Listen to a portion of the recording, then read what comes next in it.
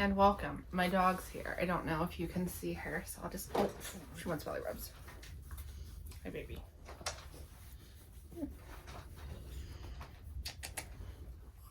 Anywho.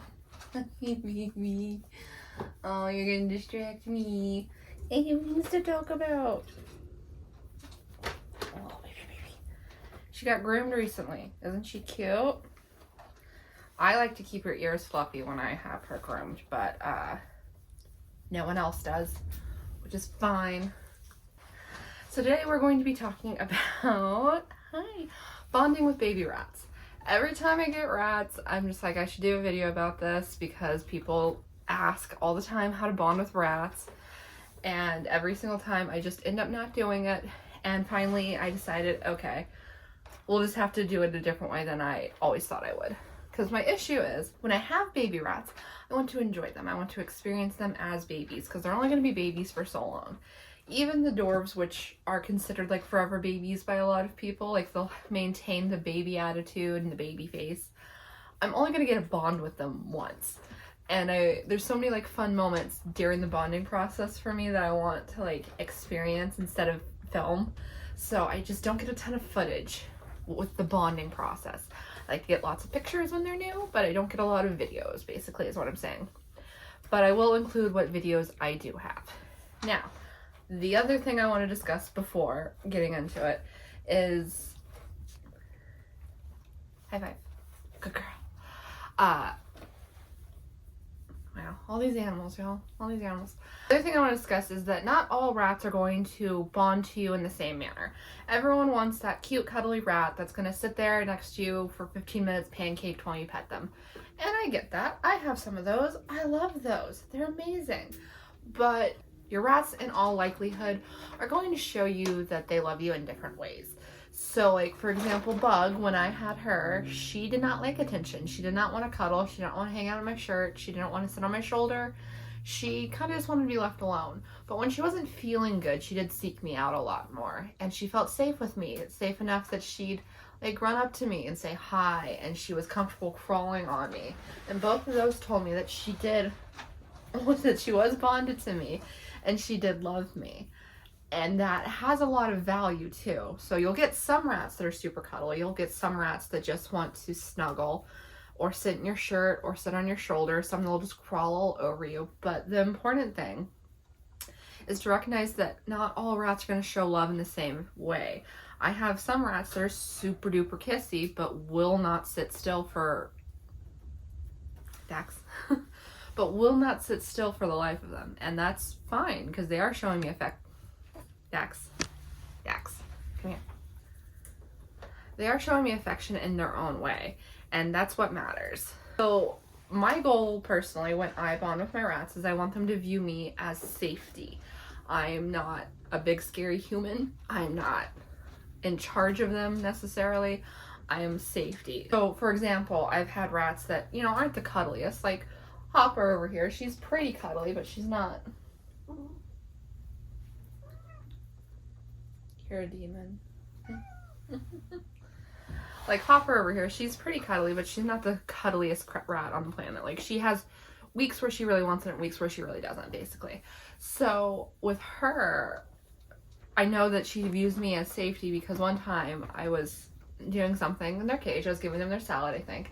They had the cage door open, and somewhere in the house someone made a loud sound. My cat is clawing my puppy stairs. Someone in the house made a big sound, and Hopper leapt out of the cage and onto me and then into my shirt.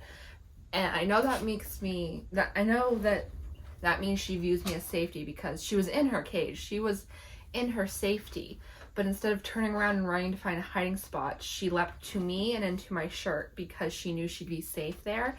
And in her brain, it was faster and easier to do that and feel safe and secure with me than to hide in her cage. And that is a good thing. I cherish that. So basically everything I do when bonding with my rats, and I've done this with adult rats like my boys and babies, is to get to that goal, is to make them feel safe and comfortable with me. Not necessarily to get them to be super duper cuddly and want to spend time with me, because I can love my rats for whatever personality traits they choose to have. So let's get into it. Okay, so when I bring them home, the first thing a lot of people say is, should you play with them that night or not? And it's super dependent upon the rats, in my opinion. So, like, the babies, typically what I do when I bring them home is I'll get pictures of them before I pop them in the cage, because I need to observe them in the cage to see what to do next. But I want pictures of them from the day I brought them home for sure. So I'll take them each out, we'll get a couple of pictures, and I'll put them in the cage, and then I'll observe them. And if they're acting very stressed, if they're not exploring, if they're not curious, if they're just kind of like frozen, I will leave them for the night. But if they are very interested in their environment and they're coming up to the bars to see me, I'll open the cage door up. I'll see if they want to crawl out on me. I'll try and pet them. I'll try to play with them. Because if they're interested in you, there's no reason to leave them for a day, in my opinion. So, like, the boys I left to settle in that night because they were definitely not interested in me. But, like, the dwarves seemed interested in me, and then the last babies I got, which are Curtain, Slam, and Suitor, they were very, very interested in me. And then the Weather Girls as well. Like, those are the ones that I have currently that were super interested in me the night of. So I did play with them. And some people say to leave them for a few days. I don't do that. I have never left them for a few days, because the longer you leave them to just be in their cage, the more used they get to you not being in their cage. And it can make it harder to bond with them later. But yeah, I just suggest observing them, seeing how interested they are in you, and then that can determine whether or not you play with them that night. I wouldn't do a free roam or a full bonding session. I would just open the cage door and see if they are curious about you, if they want to give you attention, if they want to give you kisses, that kind of thing. So after the first night, what I do is I use a bonding pouch, which you can actually go online and buy an actual bonding pouch. I have a pocket hammock that I bought a while ago that doesn't really work in the cage anymore, and I just use that. So you can also just go buy a cheap pocket hammock and use that. So I'll take them out, I'll put them in the pocket hammock, and then I'll sit in a chair that's isolated from anything else so that they can't jump off and go exploring. And I'll put them in my lap, sometimes with a towel on me, depending on how worried I am they're gonna pee. And then I just spend time with them, and I start slow. So if day one they seem very adventurous and curious, then I'll do like maybe 30 minutes. If they seem very hesitant, I will do maybe 10, because I don't want to stress them out. They're already under a lot of stress being in a new environment. And they might already have like new home sniffles, and I don't want to exasperate that necessarily by adding stress onto the situation. And I will keep them in the bonding pouch. I'll keep doing the bonding pouch until they eventually get to a point where they're spending more time out of the pouch and on me than in the pouch. And that's super group dependent, because, like, again, I'll use the Weather Girls as an example. They were so into me when I first brought them home. They still are. They're amazing rats. I know they're also aggressive toward other rats, but I love them so much. But yeah, they were out of the pouch immediately. They were all over me. They were giving me kisses. I have this picture of Sunny just sitting on my chest, kissing my face, because they were just so into me instantaneously. And so with them, I did not do the bonding pouch for very long because it was pointless. But with the dwarves, I did it for several days.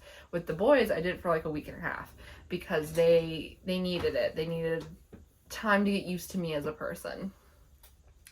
And once they get used to the bonding pouch, I then move up to a small free roam. So this can either be a shelf on my bookshelf. So depending on how big the rats are, basically. So if it's babies, I'll do a shelf on my bookshelf, and I set it up with like a hide, something that smells familiar to them, maybe a couple of toys. And this worked really well with the dwarves because they're so tiny. Or alternatively, I will set up a card table up against a wall so they can't fall off the far side. And I'll set out hides, toys, maybe a cage. Especially if they're in a small baby cage, you can just put the whole cage on there. And I just take them out and I let them run around, and I sit with them. I sit very close so that I can play with them and I can interact with them. So you don't want to force them. You don't want to like force them to be okay with you picking them up. My best method for this is, because again, I want to be safety. They're not going to feel safe if I'm forcing them to do something they really don't like. So what I do is I'll pick them up, and if they're really squirmy, I'll put them down. If they're okay with it, then I'll pick them up and I'll scratch their shoulders. And I do the same thing with pets. So I'll reach over and I'll pet them, and if they're responsive, I'll continue petting them. If they want me to leave them alone, I leave them alone. And I will do this throughout their entire life.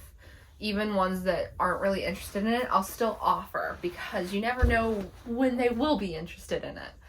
And then the other thing, especially during the first small free roam, is to see who's playful. So basically you want to put your hand on them and then rub them forward, because it simulates another baby rat pouncing on them. And if they like pop up or run around in a tight circle or pounce back at you, that means they're playing. And that's a great way to bond with rats. Even adult rats can get into this. Like Dorothy is 2.5 and I still do this with her. And she gets so excited. She'll chase me, she'll nip me, she'll like come at me super hard. And I love it. It's one of my favorite things about rats. It's hard to do it with the dwarves because they're so small that I'm still trying to figure out the best way to do it, because they want to play. They'll chase me, but I haven't figured out the best way to do the pounce yet. So once I do, I will have to get a video of that because they do love it. And then you just, for me, as they get more bold, more curious, and especially more curious than me, the more they crawl on me, the more I'm willing to move forward. You start increasing the free roam until it's about the same size or in the same location you normally do free roam. So the last thing I will introduce personally is my dig box, because if a baby rat decides they like the dig box and they feel safe in there, it can be very, very hard to get them out of the dig box. And that can really hinder bonding, because you have to go then dig them out or wait them out. And you're frustrated, they're scared, it's a whole thing. So the last thing I give them is a dig box. But you slowly increase the size of free roam, and hopefully if you go slow enough, they will be still as interested in you as they were when you started to increase the size of free roam. And the most important thing in this regard is just spend time with them. Spend so much time with them, because that's how they're going to get used to you. Especially if you can get into a routine, because rats can adjust and will adjust to your routine. They know when you do things, they know when you're going to come home, they know when you're going to feed them. So if you have a set time for free roam, then they'll get excited. They're just like, oh, my person's going to come and play with me now. They'll wake up, they'll like explore, they'll wait for you. And that can also help build trust, because you're showing them, oh yeah, this is safe, this is routine, this is what you're used to, and we're going to stick with that. If you can't, that's also fine. They will adjust. Rats are very good at going with the flow, but it helps if you can. Some other good bonding techniques, obviously treats. Treats work great. You can put the treats in your hand, and you put your hand in the cage and have them crawl onto your hand in order to get the treats. That is a very good way to build trust, because they're having to touch you to get a treat. So they're touching you and getting a reward immediately. If you pick them up and then offer them baby food, that is also a good way to get them used to being picked up and handled. You can also, if you want to bar train them basically, so that you can put your fingers between the bars without getting nipped, you put baby food on a spoon and you slide that between the bars, and when they bite it, they don't like the feel of biting metal.